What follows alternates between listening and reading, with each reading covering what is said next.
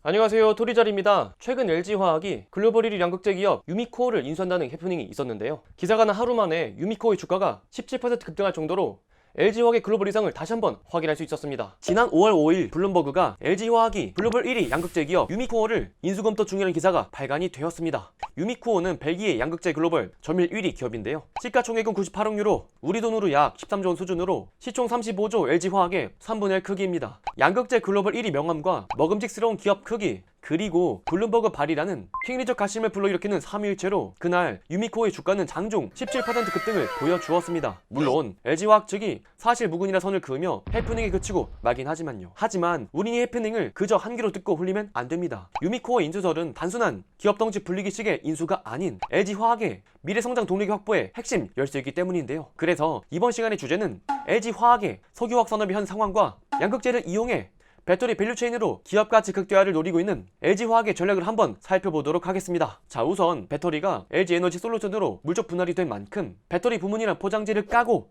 석화 사업이 장남 역할을 하고 있는 LG화학 먼저 살펴볼게요. 이미 석화업계에 관심 많으신 분들은 다들 아시겠지만 LG화학이 지금처럼 대국민 기업은 아니었습니다. 왜냐하면 2010년 이후 석화 사업은 지는 태양이 되었기 때문인데요. 석화 사업은 원유, 천연가스, 석탄과 같은 원료로부터 기초유분, 중간재, 3대 유도품을 제조하는 산업입니다. 그런데 우리나라 석화 기업들이 지정학적으로 가질 수밖에 없는 태생적인 문제가 있습니다. 바로 낮은 영업이익률인데요. 석유화학 산업은 크게 세 가지 기업군으로 분류할 수가 있어요. 범용 석유화학 제품을 주로 생산하는 범용 제품형, 전지, 자동차, 의약품 소재 등 고부가가치 제품도 생산하는 다각화형, 범용 석유화학 제품을 거의 생산하지 않고 고부가가치 제품만 생산하는 고부가형이 있습니다. 우리나라는 비산유국으로 석화 제품의 원재료인 나프타를 대부분 수입에 의존해 NCC 설비를 이용한 범용 제품을 주로 생산하고 있습니다. 자, 그런데 문제는 범용 제품이 높은 경기 민감도입니다. 범용 제품은 유가가 낮고 호경길 때 수익성이 높다는 장점이 있지만 유가에 대한 의존도가 높아 고유가 상황이 지속이 되면 수익성이 악화된다는 치명적인 단점이 있습니다.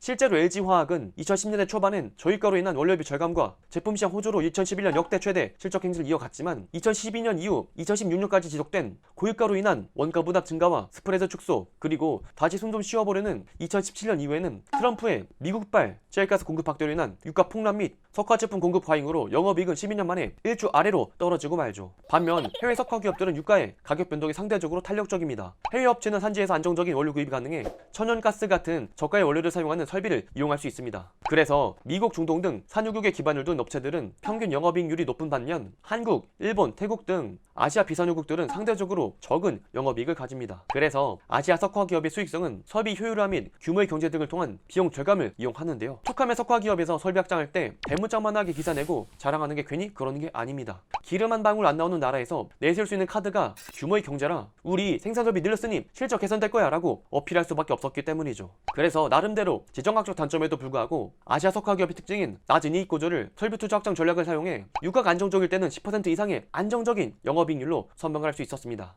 이가 없으면 잇몸을 얻어 씹는 치망 순혁지의 정신을 보여준 것이죠. 자, 그렇다면 여기까지만 이야기 들으신 분들은 유가만 안정적이면 석화 기업의 실적은 좋겠구나, 역시 석화도 사이클이야, 유가가 낮으면 투자해야겠군 이라고 생각하실 분들도 계실 것 같아요. 하지만 이 또한 절대 정답이 아닙니다. 한 가지 짚고 넘어갈 점이 있는데요. 2009년과 2010년 유가가 61달러, 78달러 수준일 때 영업이익률은 13%, 12.6%를 기록했지만 그와 비슷한 수준은 최근 2018년과 2019년 상반기는 8.6%, 5.2%로 절반 수준입니다. 유가는 대동소이한데 영업이익률은 크게 낮아진 아이러니한 현상을 찾아볼 수 있는 것인데요. 왜냐하면 이 같은 현상은 아시아 석화산업 특유의 규모의 경제 전략으로 발생하는 과잉 공급 때문입니다. 석화산업은 유가만 내려간다고 무작정 이익을 내는 간단한 산업이 아닙니다. 유가가 하락하면 중간지와 제품까지 시간차를 두고 동반 하락하게 되고 결국 제품 가격까지 하락해 수익성에 부정적인 영향을 줄 수밖에 없습니다. 게다가 저유가는 석화 기업들의 생산량 증가로 이어져 가격 경쟁의 제로섬 게임에 돌입할 수밖에 없습니다. 장치 산업의 특성상 기존 설비의 폐쇄 등이 어려워 공급 과잉 발생 시 해소에 상당 기간이 소요가 되고요. 즉 석유화학 산업은 기업의 실적과 미래를 오롯이 유가 같은 글로벌 사이클에 의존해야 된다는 수동적인 업황 특징과 규모의 경제 이익 확보를 위한 무리한 생산설비 증대 경쟁, 공급 과잉에 따른 저유가 속 영업이익률 하락 등 기업의 지속 가능성과 성장의 힘을 보탤 수 있는 모멘텀이 사라질 수밖에 없는 업황에 맞닥뜨리고 말죠. 석화 산업의 쇠퇴를 방증하는 대표적인 사례는 바로 엑슨모빌의 다우지수 퇴출입니다. 2020년 8월 24일 다우지수에서 엑슨모빌이 퇴출이 되며 굿바이 올 시대의 개막을 세상에 알렸습니다. IT, 바이오, 금융, 유통 등 세계경제 메인스트림이 재편이 되었고 국제사회가 탄소저감 활동에 동조하며 석화신규 사업의 위축 등 시대의 변화를 반영한 것이죠. 2014년 중순 4,460억 달러에 달했던 엑스모빌의 시총은 1,800억 달러 수준으로 쪼그라들었고요. 그래서 LG화학의 주가 역시 사상 최대 실적을 기록했던 2012년의 고점 이후 2012년부터 2020년 약 8년 동안 30만원 박스권 형성하며 잠잠했습니다. 석화에서 대부분의 매출과 이익을 이끌어오고 있는 LG화학의 주가 역시 고평가를 받긴 어려운 것이었고 주가의 힘이 빠지는 것은 당연한 일이었죠. 하지만 이런 LG화학의 기업 가치에 불꽃을 지펴준 것은 바로 전기차 배터리였습니다. 2020년 3월 코스피 1500 박인세일에 국민대 투자 열풍과 때마침 시작된 전기차 돌풍으로 LG화학이 뚝심 있게 밀어붙이던 배터리 산업이 빛을 발하기 시작합니다. 글로벌 배터리 점유율 2위 달성이란 쾌거로 30만원 수준이던 주가가 105만원까지 올라 시총 71조 원으로 코스피 3위의 국민 기업으로 급부상을 합니다. 하지만 촉매제 역할을 하던 배터리 부문이 LG에너지솔루션으로 물적 분할을 하며 주가는 하락하기 시작합니다.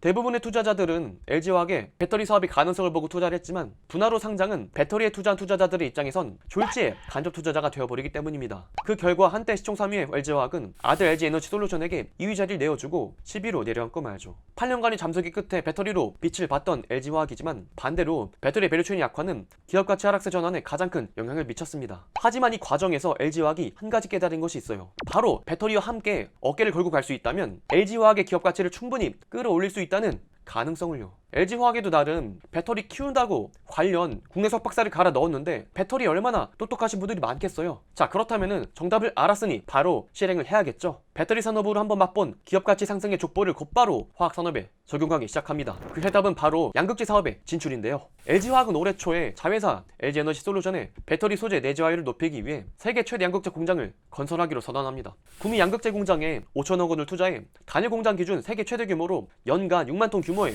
양극재를 생산할 예정이라고 하는데요. 캐파는 글로벌 최대 규모이며 연간 고성능 전기차 50만 대 분량에 탑재할 수 있는 규모라고 합니다. 현재 LG화학 양극재 캐파가 청주 공장, 구미 공장, 익산 공장에서 생산하는 8만 톤 수준이지만 2026년까지 26만 톤으로 양극재 캐파를 225%까지 늘리며 전기차 핵심 생산 기지인 유럽과 미국에서도 양극재 공장 건설이 전망이 되고 있습니다. 양극재는 전기차 배터리 용량과 출력을 결정하며 전체 생산 원가의 58%인 핵심 소재입니다. 전기차 생산이 증가하고 배터리 탑재량 역시 늘어나며 2023년부터 배터리 수요와 공급이 역전됨에 따라 양극재 역시 공급 부족 현상이 예상되고 있죠. 배터리 반도체 시장 조사 업체인 SNE 리서치에 따르면 전 세계 배터리 양극재 수요는 2020년 73만 톤에서 2030년 605만 톤으로 10년 만에 8배 이상 늘어날 전망입니다. 같은 기간 시장 규모도 2020년 132억 달러, 약 16조 원에서 2030년 783억 달러, 약 94조 5천억 원으로 크게 늘어날 것으로 예상되고 있습니다. 특히 양극재는 여러 의미로 상당히 중요합니다. 양극재는 니켈과 리튬, 코발트 등 향후 쇼티지가 예상되는 소재들이 대부분을 차지하고 있고 최근 니켈은 광산업체들이 가격을 높이기 위해 추가 채굴에 나서지 않고 있어 향후 공급 부족이 확실시되고 있습니다. 양극재 수요 초과와 소재 쇼티지 등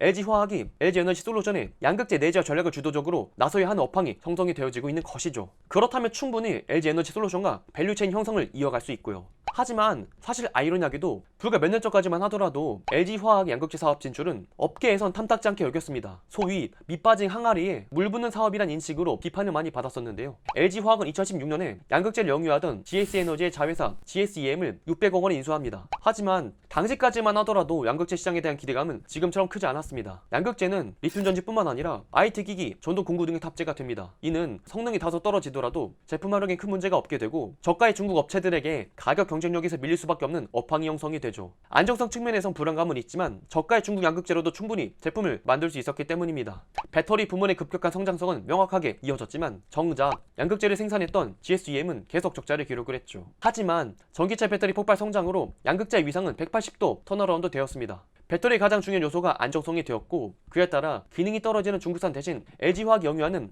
고품질 양극재 수요가 폭발하기 시작했습니다. 2020년 16조 원에서 2030년 783억 달러, 약 100조 원에 가까운 불로천으로 떠올랐죠. 양극재라는 미운 오리가 알고 보니 100조 그 자체였던 것입니다. 이제 우리는 왜 LG화학의 유미코 인수설이 나왔는지 정답을 알 수 있습니다. 현재 LG에너지솔루션이 LG화학으로부터 수급하는 양극재 내재화율은 30%, 이외의 부족분은 포스코케미컬과 유미코어에서 수급을 받고 있습니다. 양극재 내재화와 블로저 시장의 진출이라는 일석이조의 묘수가 바로 양극재 1위 기업인 유미코어의 인수였던 것이죠. 유미코어를 인수한다면 양극재 내재화를 통해 배터리 밸류체인이 가속화될 뿐만 아니라 양극재 공급 부족 사태를 대비하기 위해 생산 설비 약중 그 이상의 효과를 낼 수 있기 때문이죠. 현재 폭발 성장하고 있는 양극재 시장 지배를 강화 및 헤게모니를 결성할 수도 있습니다. 물론 해프닝에 그치긴 했지만 LG화학의 배터리 밸류체인은 양극재에서 끝나지 않습니다. 음극 바인더와 전해액 첨가제, 분리막까지 내재화를 계속해서 확대해 나가고 있습니다. 고성능 전기체 수요가 많아지면서 배터리의 성능 또한 높아지고 있고 니켈의 비중이 높은 하이니켈 양극재 수요가 훨씬 증가될 것입니다. 즉 LG 에너지 솔루션의 물적 분할로 배터리 가치가 희석이 되었던 LG화학이지만 양극재 소재 내재화를 통해 다시 한번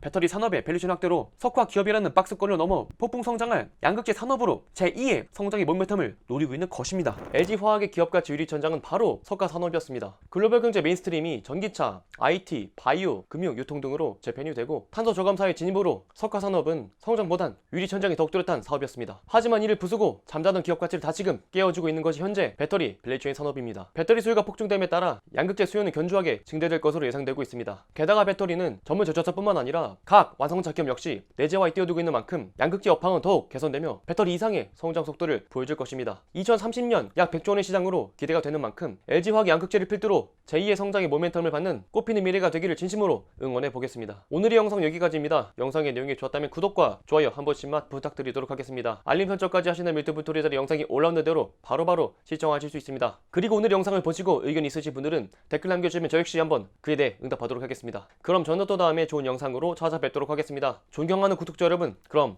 다음 시간에 또 만나요. 안녕.